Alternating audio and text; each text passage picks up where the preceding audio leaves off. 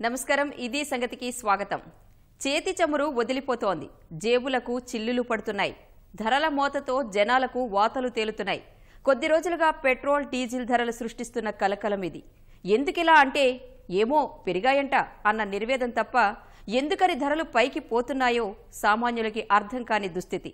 ప్రజల నిస్సహాయతను అలసుగా తీసుకున్న చమురు సంస్థలు మాత్రం ఎప్పటికప్పుడు ధరల కొరడ జుల్పిస్తూనే ఉంటున్నాయి. అంతిమంగా వినియోగదారులు నిలువు దోపిడీకి గురవుతున్నారు. ఈ చమురు మంటలపైనే ఇప్పుడు అందరి చర్చ.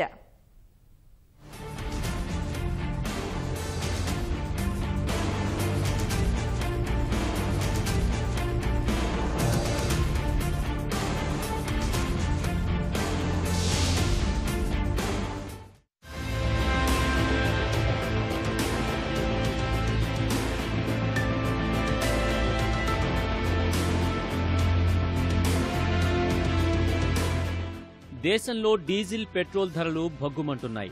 అంతర్జాతీయంగా పరిణామాలు, కేంద్ర రాష్ట్రాల పన్నుల మోతతో ప్రజల మీద పెనుభారం పడుతోంది. లీటర్ పెట్రోల్ ధర 4 ఏళ్ల గరిష్టానికి, డీజిల్ ధరలు ఆల్ టైమ్ హైకి చేరడమే అందుకు నిదర్శనం. జేబులు గుల్లచేస్తున్న ఈ ధరాఘాతం చూసి నోట మాట రాని దయనీయ పరిస్థితి సామాన్యులు, మధ్యతరగతి ప్రజలది. సానుకూలంగా ఉన్నప్పుడు పైసల్లో తగ్గించి, పెంచినప్పుడు రూపాయల్లో బాధేయటం అలవాటుగా మారింది.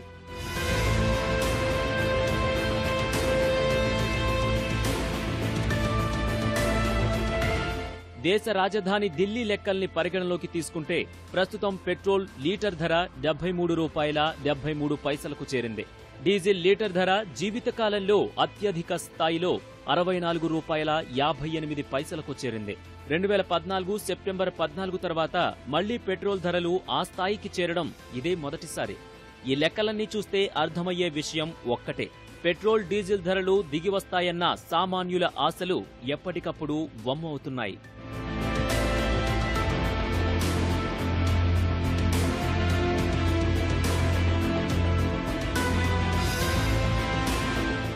గతేడాది జూన్లో రోజువారీ ధరల సమీక్ష వచ్చినప్పటి నుంచి ఇదే పరిస్థితి. నిత్యం ధరలు పెరుగుతూనే ఉన్నాయి. ఎప్పుడో ఒకసారి తగ్గినా అది నామమాత్రంగా ఉంటోంది. అంతకు ముందైతే 15 రోజులకు ఒకసారి పెంచినప్పుడు ఆ ప్రభావం స్పష్టంగా కనిపించేది. కానీ ఈ రోజువారీ ధర పెంపు వచ్చిన తర్వాత తెలియకుండానే జనాల జేబులు ఖాళీ కావటం మొదలైంది. ఇప్పటికే దక్షిణాసియా దేశాలు మొత్తం మీద భారత్లోనే పెట్రోల్ డీజిల్ ధరలు అధికంగా ఉన్నాయి. ఈ ధరల్లోనూ సగం వరకు పన్నులవాతే. ఈ నేపథ్యంలోనే ప్రజలు ఎన్ని రకాలుగా విన్నవించినా, నిరసనలు తెలియజేసినా ప్రభుత్వాలు మాత్రం కిక్కురుమనడం లేదు. పైసా కూడా పన్నుల భారం తగ్గించడం లేదు. ఫలితంగా అంతర్జాతీయంగా ధరలు పెరిగిన ప్రతిసారి వినియోగదారులకు మోత మోగిపోతోంది. రోజు రోజు పెంచడం వల్ల మాకు రేటు కరెక్ట్ తెలుస్తలేవు. దానివల్ల వాళ్ళు పెంచుతుండ్రా తగ్గుతుండ్రా కూడా తెలుస్తలేదు. మళ్ళీ బడ్జెట్ కూడా మేము చూసుకోవడానికి చాలా ఇబ్బంది అవుతుంది. డైలీ మేము కూలీ చేసుకొని పని చేయాలా, అది పెట్రోల్ రేట్లు ఎక్కువ అవుతున్నాయి, తక్కువ అవుతున్నాయి. ఎట్లా చేయాలా, మేము ఎట్లా బతకాలా? అది ఇట్లా డైలీ వైజ్గా 1 పైసా 2 పైసలు ఇట్లా పెంచుతుంది కదా గవర్నమెంట్. అయితే మొత్తానికి బయట దేశాలలో చూసుకుంటే అసలు వ్యాట్ అనేది లేదు. అక్కడ డైరెక్ట్ పెట్రోల్ కొనుక్కొని దాని ప్రకారం ఆ రేటే చేస్తుంది. దాదాపు ఒక 30 రూపీస్ మన దేశంలో 30-35 రూపీస్ అదనంగా వ్యాట్ పేరుతో సామాన్య ప్రజలని చాలా ఇబ్బందులకు గురి చేస్తుంది గవర్నమెంట్. ఇప్పటికే పెరిగిన పెట్రోల్ డీజిల్ ధరలపై ప్రజల్లో తీవ్ర స్థాయిలో అసంతృప్తి ఉంది. రోజువారీ ధరలపైనైతే చాలా మంది కడుపు మండిపోతుందని అంటున్నారు. ధరలు పెరిగితే వెంటనే మార్చేస్తున్న ఇవే చమురు సంస్థలు తగ్గితే మాత్రం పట్టించుకోవడం లేదని ఆక్రోశం వ్యక్తం చేస్తున్నారు. ఇట్లా పెట్రోల్ రేట్ పెరుగుతుంటే చాలా ఇబ్బంది అవుతుంటుంది. ఏదో ఎప్పుడో ఒక 1 ఇయర్కు 2 ఇయర్స్ కంటే పెరుగుతేమో ప్రాబ్లం లేదు. అలా పెరుగుతుంటే అయితే చాలా ప్రాబ్లం అవుతుంది. అప్పుడు మళ్ళీ పాతకాలం లెక్క మన బైకులు పెట్టి సైకిల్లో తీసుకొని తిరగవలసి వస్తుంది. ఇప్పుడు మా జీతాలేమో తక్కువ, పెట్రోల్ రేట్ పెరిగేమో ఎక్కువ ఉన్నది. దాని దిక్కు మా జీతాలు పెంచండి ఫస్ట్. సామాన్యులు అనేది నెలసరి మీద ఆధారపడే వాళ్ళు ఉంటారండి. అలాగే ఈ నెలసరి మీద చేసేటువంటి వస్తువుల మీద ప్రతి మార్కెట్ కూడా పెట్రోల్ మీద ఆధారపడి ఉంటుంది. ఫలితంగా ఏంటంటే మార్కెట్ వాళ్ళు వస్తువుల రేట్లు పెంచడం జరుగుతుంది. అదేవిధంగా వినియోగదారుడికి కూడా భారం పెరుగుతుంది అనమాట. సో దీనివల్ల కంపల్సరీగా వినియోగదారుడి మీద భారం పెరిగే అవకాశమే కంపల్సరీగా ఉంది. చమురు అవసరాలకు 70% దిగుమతులపైనే ఆధారపడిన దేశంలో ధరల నియంత్రణను ప్రభుత్వం పూర్తిగా మార్కెట్కే వదిలేసిన రోజు నుంచి ఈ కష్టాలు పెరుగుతూనే ఉన్నాయి. గతేడాది కాలంలో తెలుగు రాష్ట్రాల్లో పెట్రోల్ ధరల మోత ఎలా ఉందో గణాంకాలు చూస్తే అర్థమవుతుంది.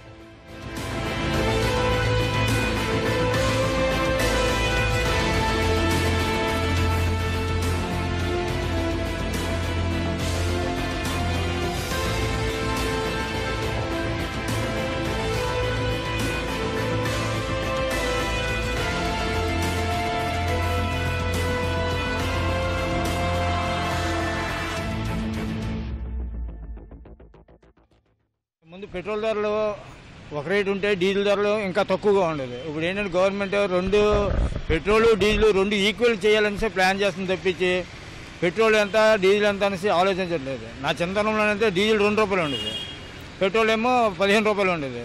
తర్వాత ఇప్పుడు అలాగే రెండు సమానంగా వచ్చేసాయి. ఇది దీనివల్ల ఇంతకుముందు 15 రోజులకు ఒకసారి రేటు తగ్గడం కానీ పెంచడం కానీ చేసేవారు. గ్యాస్ అయితే 4 రోజులకు ఒకసారి చేసేవారు. ఇప్పుడు ఎప్పుడు మారుతుందో ఎప్పుడు తెలియదు. గ్రాడ్యువల్గా చేంజ్ అవుతూ వచ్చింది. అది కామన్గా మనం అబ్జర్వ్ చేయలేము. It use to be around 68 rupees అండి స్టార్టింగ్. ఇవాళ రేట్ వచ్చేసి సడన్గా 10 రూపీస్. అది కూడా పెరగడం ఒకేసారి పెంచలేదండి, కొంచెం కొంచెంగా ఒక 1 రూపీ పెంచితే 50 పైస్ తగ్గించడం, మారల్స్ 2 రూపీస్ పెంచితే ఒక ట్రెండ్ అనేది సెట్ చేశారు. క్యూములేటివ్గా అది పెరుగుతూ తగ్గుతూ వచ్చి ఇవాళ 10 రూపీస్ మనకి పెరగడం అయితే కనిపిస్తుంది, యాక్సిలరేషన్ అయితే కనిపిస్తుంది, కానీ ఎక్కడ డీసెలరేషన్ అయితే కనిపించలేదండి. సో నార్మల్గా మనకి బేసిక్ నెసెసిటీస్ మీద అలా పెంచుకుంటూ పోతే అది చాలా ఇబ్బంది అవుతుంది. ఏడాదిగా డీజిల్ ధరలు కూడా ఇలానే పెరుగుతూ వచ్చాయి.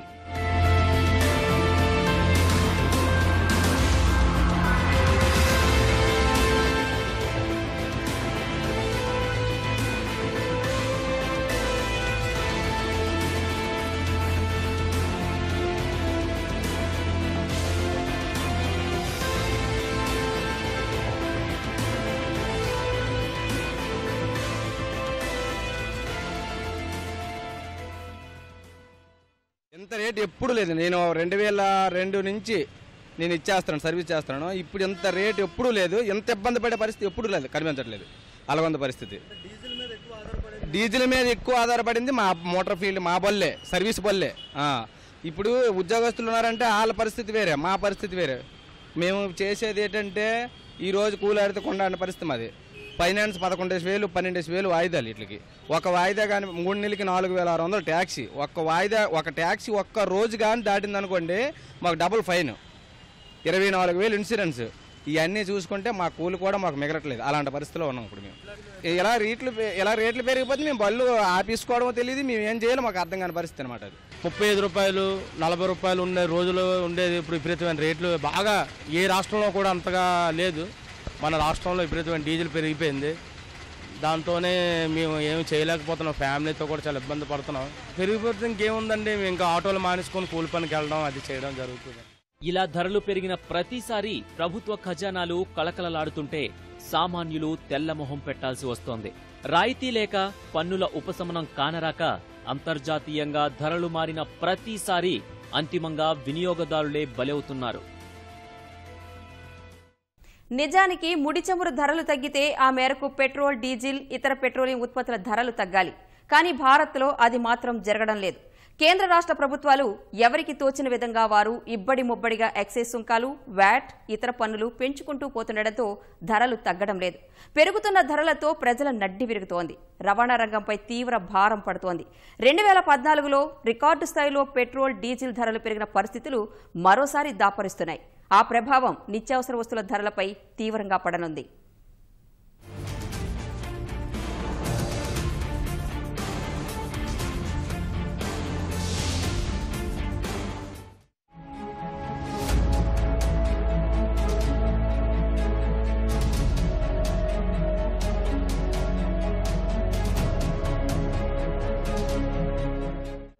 అధికారంలో ఎవరున్నా చమురు మంటలు మాత్రం ఆరటం లేదు. కారణం పన్నుపోటు. అది కేంద్రమైనా రాష్ట్ర ప్రభుత్వమైనా ఆదాయాలు పెంచుకోవడానికి వెతకని మార్గం ఉండదు. ఆ విషయంలో వాళ్లకు కనిపిస్తున్న అత్యంత తేలికైన పక్కా రాబడి తెచ్చే మార్గం పెట్రోల్ ఉత్పత్తులపై పన్నుల బాదుడే. ఎందుకంటే పెట్రోల్, డీజిల్ రెండూ నిత్యావసర వస్తువులు. ఎంత ధరలు పెంచినా ప్రజలు వాటిని ఉపయోగించకుండా ఉండే పరిస్థితి లేదు. అసలు అవే లేకపోతే దేశం ఎక్కడికక్కడ స్తంభించిపోతుంది ప్రస్తుతం.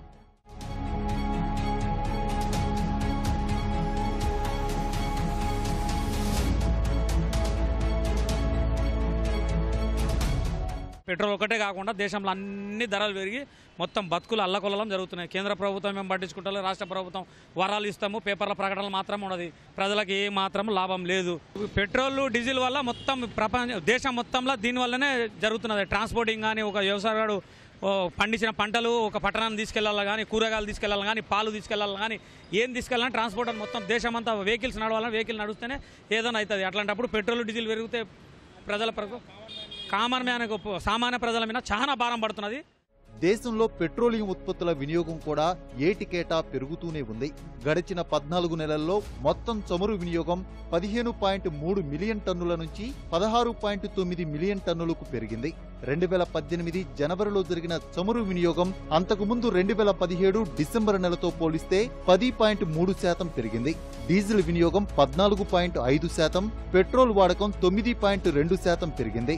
పెట్రోల్ పంపుల సంఘం లెక్కల ప్రకారం తెలుగు రాష్ట్రాల్లో 18 లక్షలకు పైగా లీటర్లు పెట్రోల్, దాదాపు 38 లక్షల లీటర్లు డీజిల్ వినియోగం జరుగుతోంది.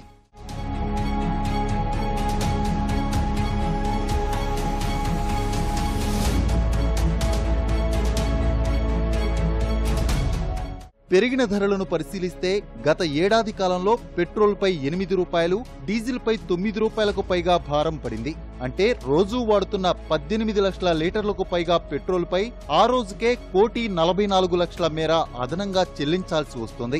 38 లక్షల లీటర్ల డీజిల్పై రోజుకు 3.42 కోట్ల మేర అదనంగా భరిస్తున్నారు.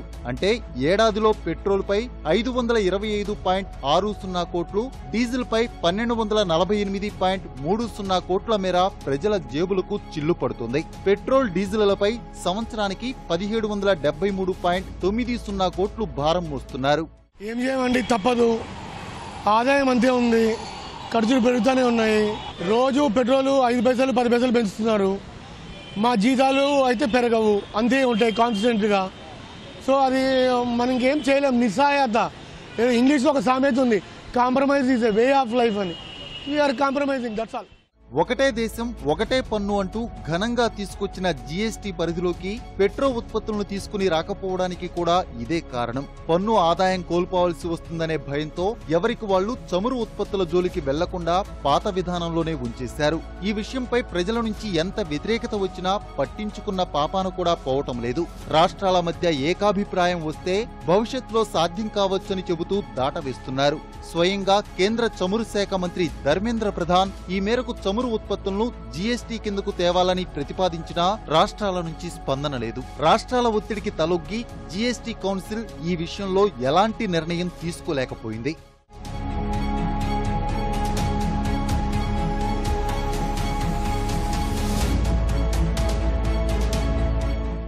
ఇక అంతర్జాతీయ విపణి ప్రకారం ధరల నిర్ణయం అన్నది కూడా పూర్తి స్థాయిలో హేతుబద్ధంగా జరుగుతోంది అనలేని పరిస్థితి. ఉదాహరణకు చూస్తే 2014లో బ్యారెల్ ముడి చమురు ధర $115 వరకు పెరిగింది. అప్పుడు పెట్రోల్ ధర $80 దాటింది, డీజిల్ $70 లోపే లభించింది. తర్వాత బ్యారెల్ ముడి చమురు $52లకు పడిపోయింది. లెక్క ప్రకారమైతే ఆ మేరకు పెట్రోలియం ఉత్పత్తుల ధరలు తగ్గాలి. కానీ అలా చేస్తే ఆదాయంలో కోత పడుతుందన్న మిషతో 2014 నవంబర్ నుంచి 2016 జనవరి వరకు 9 సార్లు ఎక్సైజ్ సుంకం పెంచింది కేంద్రం. లీటర్ పెట్రోల్పై 11.77, లీటర్ డీజిల్పై 13.47 రూపాయల చొప్పున లబ్ధి పొందుతోంది. నిజానికైతే అదంతా ప్రజలకు ఊరట లభించాల్సిన మొత్తం. పెంచిన ఈ ఎక్సైజ్ డ్యూటీ ఏదైతే ఉందో సుమారుగా 6 నుంచి 13 రూపాయల దాకా పెరిగింది. ఈ 2 రూపాయలు తగ్గించడం వలన ఇంకా 10 రూపాయల గ్యాప్ ఉంది. ఆ 10 రూపాయలు తగ్గిస్తే డెఫినెట్గా మన రేట్లన్నీ కూడా దిగొస్తాయండి. అలాగే బ్యారెల్ రేటుకు అనుగుణంగా కూడా పెట్రోల్ డీజిల్ రేట్లను ఉంచాలనేది కూడా మా ప్రత్యేక డిమాండ్.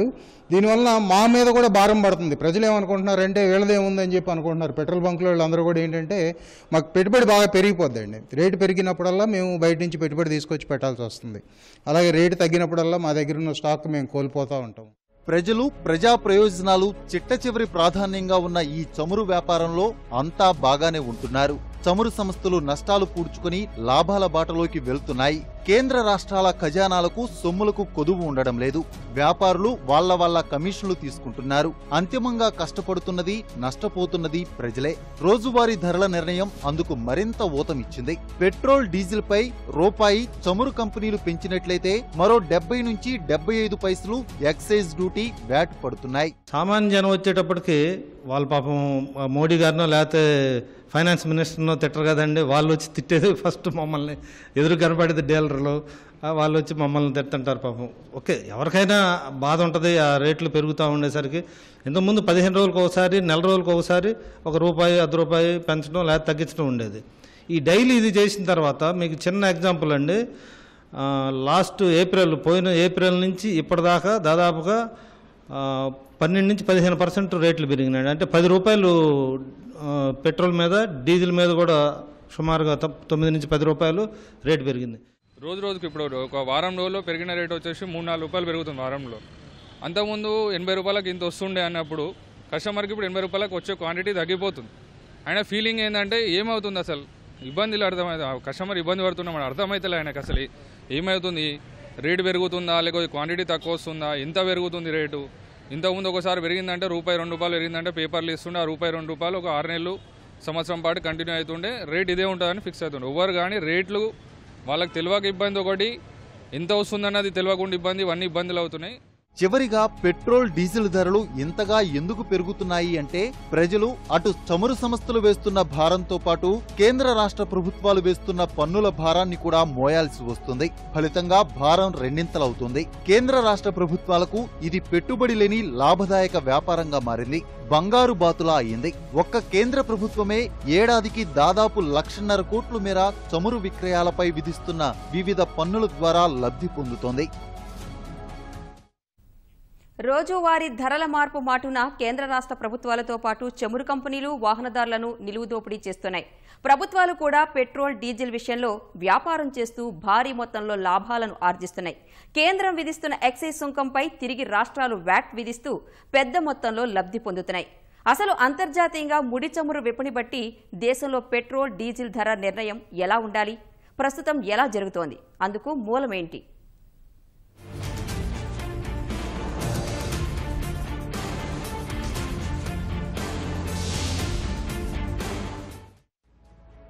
పైసలు, పావలాలు, ₹1 చొప్పున పెరుగుతున్న పెట్రోల్, డీజిల్ ధరలు ఎంత ప్రభావం చూపుతున్నాయో ఎప్పుడైనా ఆలోచించారా? తెలుగు రాష్ట్రాలనే తీసుకుంటే తెలంగాణలో 10 లక్షల లీటర్లకు పైగా పెట్రోల్, 20 లక్షల లీటర్లు డీజిల్ అమ్మకం జరుగుతోంది. ఆంధ్రప్రదేశ్లో 8 లక్షల లీటర్ల పెట్రోలు, 18 లక్షల లీటర్ల డీజిల్ అమ్ముడవుతున్నాయి. ప్రస్తుతం చూస్తే ముడి చమురు ధరల హెచ్చుతగ్గుల ఆధారంగా వీటి ధరలను ఏ రోజుకు ఆ రోజు నిర్ణయిస్తున్నాయి సదరు సంస్థలు. ప్రతిరోజు ఉదయం 6 గంటలకు మారిన ధరలను పెట్రోల్ పంపులు అప్డేట్ చేస్తున్నాయి. అయితే గతేడాది కాలంలో వీటి ధరలను పరిశీలించినట్లయితే వాహనదారులు ఏ విధంగా నిలువు దోపిడీకి గురవుతున్నారో తెలుస్తుంది. 9 సార్లు ఎక్సైజ్ సుంకం పెంచి ఖజానా నింపుకున్న కేంద్రం గతేడాది సెప్టెంబర్లో మాత్రం ఆ మొత్తంలో ₹2 తగ్గించి మమా అనిపించింది. రాష్ట్రాలు కూడా అదే బాట నడవాలని కోరినా మహారాష్ట్ర, గుజరాత్, మధ్యప్రదేశ్, హిమాచల్ ప్రదేశ్ మినహా ఏ ఒక్క రాష్ట్రం వ్యాట్ని తగ్గించలేదు. చివరకు భాజపా పాలిత రాష్ట్రాలు కూడా కేంద్రం బాటలో అడుగులు వేయలేదు. ఆ పైన రోజువారీ ధరల మార్పు ముసుగులో పెట్రోల్, డీజిల్ ధరల బాదుడు వాహనదారులకు కనిపించడం లేదు. ఇందుకు సంబంధించి లెక్క చేస్తే సాధారణ కుటుంబం ఓ ద్విచక్ర వాహనానికి నెలకు 20 లీటర్ల పెట్రోల్ అవసరం అనుకుంటే 160 అదనపు భారాన్ని మోయాల్సి వస్తోంది.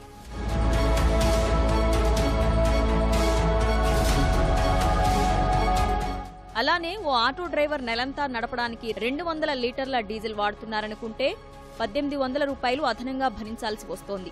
ఇలా రైతులు, లారీల యజమానులు, ఇతర వాహనదారులు, పేద, ధనిక అన్న తేడా లేకుండా పెరిగిన పెట్రోల్, డీజిల్ ధరల భారాన్ని మోయాల్సి వస్తోంది. జనం కష్టాలు ఇలా ఉంటే ఆయిల్ కంపెనీలు మాత్రం కోట్లు సొమ్ము చేసుకుని జేబులు నింపుకుంటున్నాయి. ధరలపై నియంత్రణ లేకపోవడంతో చమురు కంపెనీలు ఇష్టానుసారంగా పెంచేస్తున్నాయని వాహనదారులు ఆగ్రహం వ్యక్తం చేస్తున్నారు. 2014కి ముందుతో పోల్చితే అంతర్జాతీయంగా ముడి చమురు ధరలు సగం వరకు తగ్గినా దేశంలో పెట్రోల్, డీజిల్ వినియోగదారులపై ఇంతగా భారం పడుతుండడానికి కేంద్ర రాష్ట్రాల పన్నులే కారణం. కనీసం వాటిని జీఎస్టీ పరిధిలోకి తెస్తే కొంతలో కొంత ఊరట లభించేది. నిజానికి పెట్రోలియం ఉత్పత్తులు తగ్గితే సామాన్యులు, ప్రభుత్వాలకు చాలా ఉపయోగాలు ఉన్నాయి. ముందు పెరుగుతున్న ద్రవ్యోల్బణం అదుపులోకి వస్తుంది. పౌరులు, ప్రభుత్వాల వాహనాల నిర్వహణ ఖర్చు తగ్గుతుంది. టికెట్టు ఛార్జీలు దిగివస్తాయి. నెలవారీ ఖర్చులు తగ్గుతాయి. పొదుపు పెరుగుతుంది. సరుకు రవాణా ఖర్చులు తగ్గి ధరలు దిగివస్తాయి. పెట్రో ఉత్పత్తుల ధరలు తగ్గిస్తే ఇన్ని ప్రయోజనాలు ఉన్నప్పటికీ ఆదాయార్జన ధ్యాసలోనే ఉంటున్న ప్రభుత్వాలు ఇవేవీ చెవికెక్కించుకోవడం లేదు. నిజంగానే వీటిని జీఎస్టీ పరిధిలోకి తీసుకుని వస్తే పెట్రోల్పై 28%, డీజిల్పై 18% పన్ను వేసినా వాటి ధరలు దాదాపు 27 రూపాయలు, 20 రూపాయల మేర తగ్గుతాయని ఒక అంచనా. అందులో కొంత మొత్తం రాష్ట్రాలకు నష్టపరిహారం కింద ఇచ్చినా మిగిలింది ప్రజలకు ఊరట దక్కేలా చేయొచ్చు.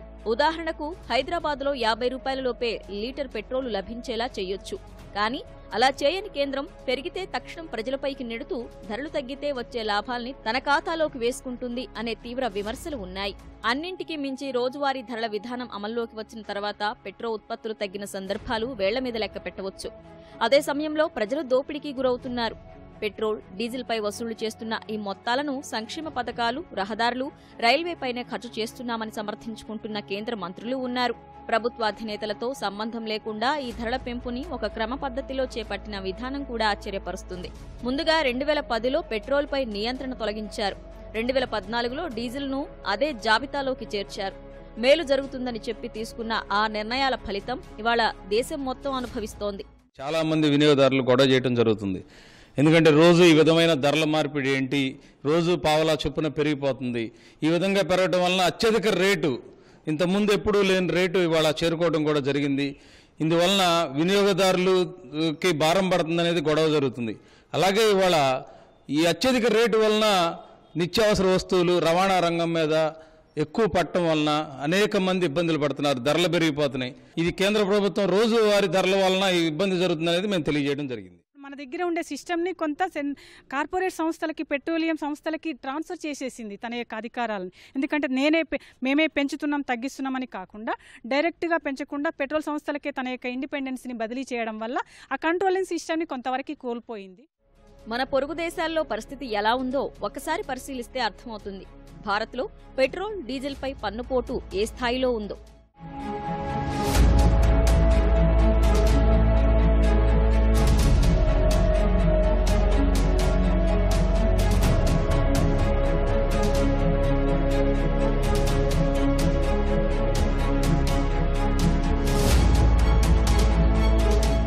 బయట మనం 40కి అమ్ముతారు బయట, అవుట్ ఆఫ్ ఇండియా. ఇప్పుడు మనకే 80 అయితే బయట వాళ్ళు ఇంకా మన ఇండియా ఏం డెవలప్ అవుతుందండి. ఇలా ఒకసారి 2 సార్లు లేదనుకో పెంచుతానే పోతా ఉన్నాయి. పెరిగేదో ఆల్రెడీ పెరిగింది కదా, అదే ఇంకా హైయెస్ట్కి పోయినా చెప్పవసరం లేదు. ఏదైనా తగ్గితే బాగుంటుంది కానీ పెరిగితే కష్టంగానే ఉంటుంది కదా. పెంచేటప్పుడు ఏమైనా 10 రూపాయలు పెంచేస్తుంటారు, తగ్గించేటప్పుడు 2 రూపాయలు తగ్గిస్తున్నారు. ఇలా రోజు రోజుకి పెంచుకుంటూ పోతే మాలాంటి మధ్యతరగతి కుటుంబీకులు కానీ లేకపోతే కింద వర్గాలకు చాలా కష్టంగా ఉంటుంది. అట్లా పెంచుతూ పోతూ ఉంటే ఎవరికైనా తెలియదు కదా. అందుకని ఏదైనా కానీ గవర్నమెంట్ అనేది ఒక యాక్షన్ తీసుకోవాలి పెట్రోల్ మీద. పెంచడానికి పెట్రోల్ రేట్లు ఎక్కువ పెంచేస్తున్నారు. తగ్గేటప్పుడేమో రూపాయలు 2 రూపాయలు చొప్పున తగ్గిస్తున్నారు. గవర్నమెంట్ మరి సామాన్య మానవుడిని పట్టించుకొని మరి రేట్లు తగ్గించే విధంగా చేయడం అసలు ఆ విషయంలో ముందుకు రావట్లేదు. కేంద్ర రాష్ట్ర ప్రభుత్వాలు దీని మీద చర్య తీసుకొని మధ్యతరగతి మనిషి బతికే విధంగా ఏదన్నా మంచి మార్గం చూపిస్తే బాగుంటుందండి. పొరుగు దేశాలకు మనకు ఎందుకని అంత తేడా అంటే మళ్లీ నిందించాల్సింది పన్ను వ్యవస్థలనే. ఆంధ్రప్రదేశ్, తెలంగాణ రాష్ట్రాలు పెట్రోల్పై 31%, డీజిల్పై 22.25% వ్యాట్ వేస్తున్నాయి. అంతర్జాతీయ మార్కెట్లో బ్యారెల్ ముడి చమురు ప్రస్తుత ధర $69.28 ఉంది. భారత కరెన్సీలో 4,241 రూపాయలు. ఒక బ్యారెల్కు 159 లీటర్ల ముడి చమురు వస్తుంది. అంటే లీటరు ముడి చమురు 26.67 రూపాయలు. ప్రవేశ రుసుము, శుద్ధి, ల్యాండింగ్ కాస్ట్, ఇతర ఖర్చులు పెట్రోల్కు $4.75, డీజిల్పై $7.50 కలుస్తాయి. ఆయిల్ కంపెనీల లాభాలు, రవాణా ఛార్జీలు కలిపి పెట్రోలు లీటర్పై 3.31, డీజిల్పై 2.87 లెక్కన అదనంగా తోడవుతాయి. మొత్తం కలిపితే శుద్ధి తర్వాత లీటర్ పెట్రోల్ ధర 34.73, లీటరు డీజిల్ ధర 37.04. అక్కడ కేంద్రం విధించే ఎక్సైజ్ సుంకం పెట్రోలు లీటర్పై 19.48, డీజిల్పై 15.33గా ఉంది. వ్యాట్ లేకుండా డీలర్లకు పెట్రోల్ 54.21, డీజిల్ 52.37 చొప్పున లీటర్ విక్రయిస్తారు. డీలర్లకు లీటర్ పెట్రోల్పై ₹3.22, డీజిల్కు ₹2.17 చొప్పున కమిషన్ ఉంటుంది. అది కలిపితే లీటర్ పెట్రోల్ ధర 57.43, లీటరు డీజిల్ ధర 54.54. అక్కడ మళ్లీ 2 తెలుగు రాష్ట్రాల్లో లీటర్ పెట్రోల్పై 31%, లీటరు డీజిల్పై 22.25% లెక్కన వ్యాట్ వేస్తున్నారు. ఈ లెక్కలు చాలు వడ్డింపు వాతల వెనక అసలు కారణాలు తెలుసుకోవడానికి. ఈ ఏడాది ప్రారంభంలో చమురు మంత్రిత్వ శాఖ కూడా పెట్రోల్, డీజిల్పై ఎక్సైజ్ సుంకం తగ్గించాలని కోరింది. కానీ ఫిబ్రవరి 1 నాటి బడ్జెట్లో ఆ ప్రస్తావన కూడా తీసుకుని రాలేదు కేంద్ర ఆర్థిక శాఖ మంత్రి అరుణ్ జైట్లీ. ఇది సంగతి. మరిన్ని విభిన్న అంశాలతో మళ్ళీ కలుసుకుందాం. నమస్కారం.